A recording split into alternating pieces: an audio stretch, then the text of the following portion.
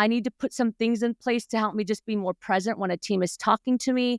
I do need to try to like look at the lens from a more empathetic standpoint. That doesn't mean get rid of standards, but that just means doing my best to try to understand where the team member is coming from, because those are the areas that are the lowest right now. Yeah. Do you see, that's awesome. Do you see like, because there's a lot of bullshit in the sense of leaders that are alpha, really strong, moving forward, the power suit on, the power stances, you got to pose this way, got to do this. And a lot of people that, whether they went up through sales and they were just that lone wolf that was a badass, and then next thing you know, they're in a leadership position. And Yeah. then we have this other opposite side, the yin and the yang, the other opposite side of the passive aggressive, super techie engineer that, he was the badass engineer, so he just got the position.